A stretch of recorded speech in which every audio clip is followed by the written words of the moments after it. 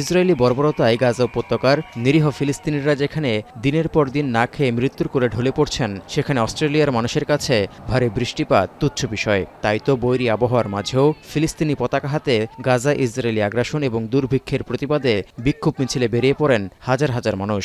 জনসমুদ্রের রূপ নেয় সিডনির iconic Harbour bridge এলাকা।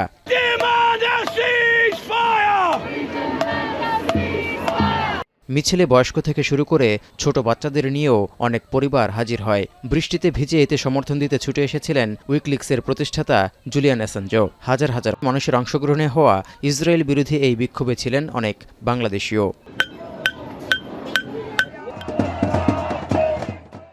একযোগে মেলবোর্নেও হয়েছে বিক্ষোভ মিছিল। মানবতার এই যাত্রায় ক্ষুধার প্রতীক হিসেবে খালি হাঁড়ি-পাতিল বহন করতে দেখা গেছে অনেককেই। Really important to send a unified message. Disruption, genocide and starving of completely innocent people is not on. I hope that more countries, and especially our own, recognise an independent Palestinian state. In Australia, I've had the human right and the privilege to have good medical care. The people in Palestine are having their hospitals bombed. They're being denied a basic right of medical care. And I'm marching specifically for that.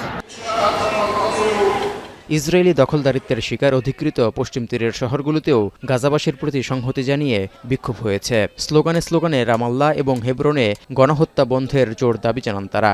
نحن من فترة طويلة ونحن متقاعسون آن الأوان في ظل هذه الحالة التي نعيشها لأن الضفة الغربية الدور قادم عليها بتجويع وحصار. To support our people in Gaza and to call for ceasefire, immediate ceasefire, and to end the bloodshed and the genocide that is taking place against our people in Gaza. দুর্ভিক্ষের কারণে গাজায় অনাহারে মৃতের সংখ্যা ১৭০ ছাড়িয়েছে। এর মধ্যে ৯৩ জনই শিশু। এমনকি গুলি করেও ক্ষুধার্ত মানুষকে হত্যা করছে ইসরায়েলি বাহিনী, যার কারণে গাজায় যুদ্ধবন্ধের আহ্বানে দেশে দেশে জোরালো হচ্ছে বিক্ষোভ। তৌহিদুর রহমান, এখন বিশ্ব।